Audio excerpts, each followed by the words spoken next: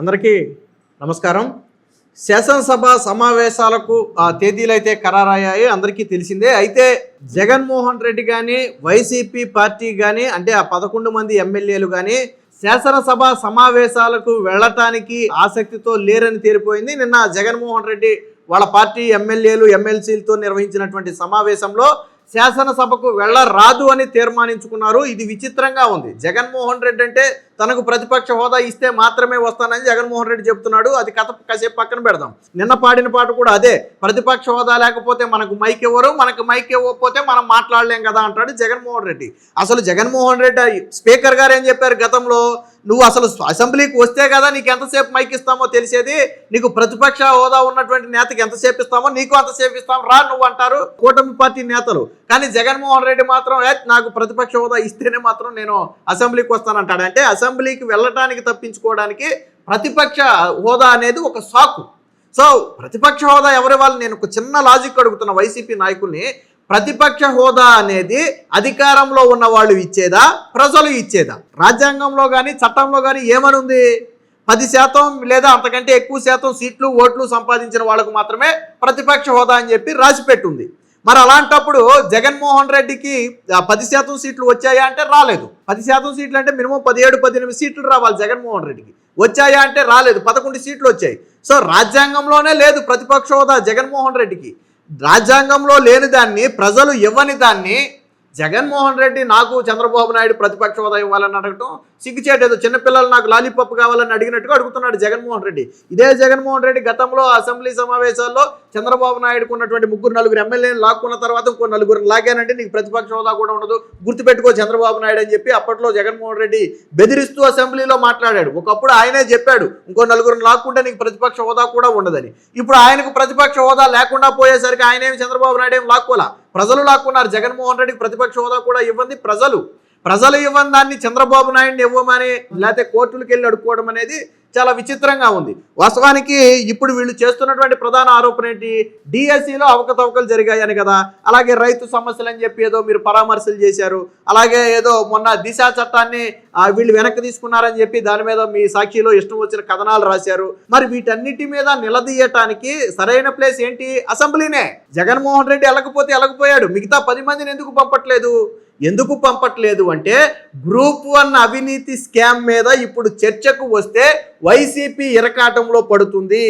So నిన్న మొన్నటి వరకు వీళ్ళు ఏమనుకున్నారంటే సిట్ నివేదిక ఆలస్యం అయి ఉండుంటే, సిట్ గాన కోర్టుకి నివేదిక ఇచ్చి ఉండకపోతే, నిన్న కానీ ఇచ్చి ఉండకపోతే బహుశా జగన్మోహన్ రెడ్డి తాను వెళ్ళకపోయినా తన 10 మందిని పంపేవాడేమో మేబీ. ఎందుకని డిఎస్సి మీద నిలదీయండి అని చెప్పి పంపేవాడేమో. ఎప్పుడైతే గ్రూప్ 1కి సిట్టు తన హైకోర్టుకి నివేదిక సమర్పించిందో, ఆ నివేదికలో భారీ అక్రమాలు జరిగినట్టుగా సిట్టు పేర్కొందో, ఇది జగన్ మెడకు చుట్టుకుంటుందని భయపడి ఇప్పుడు అసెంబ్లీకి వెళ్ళొద్దు, కేవలం శాసన మండలిలో మనకి బలం ఉంది కాబట్టి శాసన మండలిలో మాత్రమే మీరు మాట్లాడండి, అసెంబ్లీకి వెళ్ళొద్దు అన్నారు. మరి శాసన మండలిలో మాట్లాడేదేదో అసెంబ్లీలో కూడా మాట్లాడవచ్చు కదా. శాసన మండలిలో మాట్లాడేది తక్కువ మంది ఉంటారు, అసెంబ్లీలో అయితే మొత్తం 175 మంది ఉంటారు కదా మీతో కలిపి. సో అసెంబ్లీని కదా ప్రజలు ఎక్కువగా చూసేది, అసెంబ్లీలో జరిగే సమావేశాలను కదా. సో అసెంబ్లీలో కదా మీకు నిలదీయడానికి ఎక్కువ అవకాశం ఉండేది. 10 మంది ఉన్నారు మొత్తం, ఒక్కొక్కరికి పావు గంట సమయం ఇచ్చినా కానీ మీకు ఎంత సమయం వస్తుందో మీరు ఒకసారి ఆలోచించుకోండి. 10 మందికి కలిపి దాదాపు 3-4 గంటలు మీకు సమయం వస్తుంది మీరు ఒక అంశం మీద మాట్లాడాలి అంటే. మీరు డిఎస్సి మీద నిలదీయాలనుకున్నా, లేదా రైతు సమస్యల మీద నిలదీయాలనుకున్నా, లేదా దిశ చట్టాన్ని వెనక్కి తీసుకున్నారన్నారు దాని మీద నిలదీయాలన్నా, ఫీజు రింబర్స్మెంట్ అన్నారు దాని మీద నిలదీయాలన్నా మీకు ఒక మంచి ఆపర్చునిటీ కదా అసెంబ్లీ అనేది. ఏ ప్రతిపక్షమైన దేనికోసం ఎదురు చూస్తుందో తెలుసా? అసెంబ్లీ సమావేశాల కోసం ఎదురు చూస్తుంది. ఎందుకంటే అధికార పక్షాన్ని ఇరకాటంలో పెట్టే ఛాన్సు అక్కడే దొరుకుతుంది అసెంబ్లీలో. కానీ ఇక్కడ వైసీపీ నిన్నటి వరకు స్టిల్ ఈ రోజుకి డిఎస్సిలో జగన్మోహన్ రెడ్డి నారా లోకేష్ అవినీతి చేశాడు, స్కామ్ చేశాడు, రాజీనామా చేయాలని వాళ్ళ నాయకులు రాష్ట్ర వ్యాప్తంగా ఉద్యమాలు చేస్తున్నారు.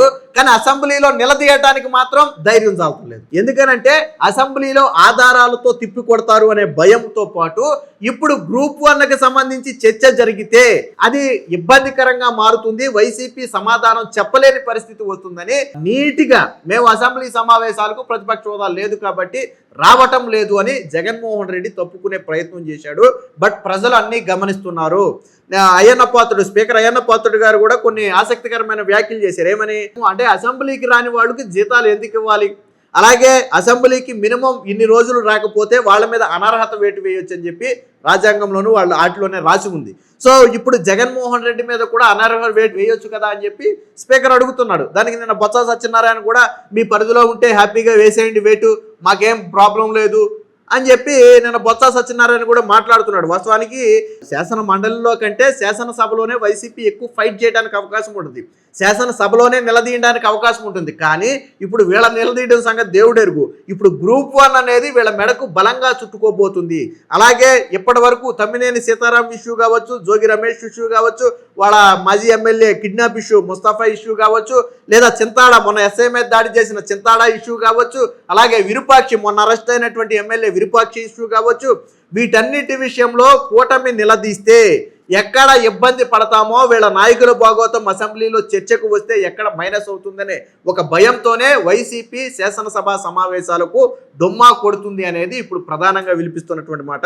అన్నిటికీ మించి గ్రూప్ 1 సిట్టు నివేదిక ఆల్రెడీ సమర్పించిన నేపథ్యంలో, దాంట్లో అవినీతి అక్రమాలు జరిగినట్లు నిర్ధారించిన నేపథ్యంలో అది చర్చకు వస్తే వీళ్ళకి ఇబ్బంది అవుతుందని చెప్పి జగన్మోహన్ రెడ్డి అయితే తన 10 మందిని వెళ్లకుండా ఆపే ప్రయత్నం చేశాడు. బట్ శాసన మండలికి కూడా ఎగగొడితే అసలుకే మోసం వస్తుందనే భయంతో కేవలం శాసన మండలి వరకు మాత్రమే సభ్యులను పరిమితం చేస్తూ అసెంబ్లీకి మాత్రం వెళ్ళొద్దని చెప్పాడు. వాస్తవానికి జగన్మోహన్ రెడ్డికి అంది వచ్చిన ఆపర్చునిటీని తానే కాలదనుకుంటున్నాడు. ఒక రకంగా నిజంగా డిఎస్సిలో అవకతవకలు జరిగితే ప్రభుత్వాన్ని నిలదీయటంతో పాటు ప్రభుత్వాన్ని గడగడలాడించే అవకాశం అసెంబ్లీలో జగన్మోహన్ రెడ్డికి ఉంటుంది. మీరు ఆధారాలు కానీ అసెంబ్లీలో ప్రదర్శించి మాట్లాడితే కూటమి ప్రభుత్వం ఇరకాటంలో పడుతుంది, నిజంగా మీ దగ్గర ఆధారాలు ఉంటే.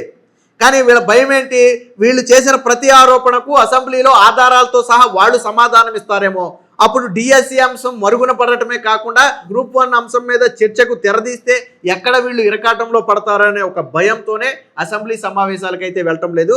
అసలు ప్రజలే ఇవ్వని ప్రతిపక్ష హోదాని చంద్రబాబు నాయుడు ఇవ్వాలని కోరుకోవడం ఏంటో నాకు తెలియలే. ఎక్కడ రాజ్యాంగంలో రాసి లేదు ప్రతిపక్ష హోదా అనేది గెలిచిన పార్టీ భిక్షతో కూడా ఇవ్వచ్చని ఎక్కడ రాసి లేదు.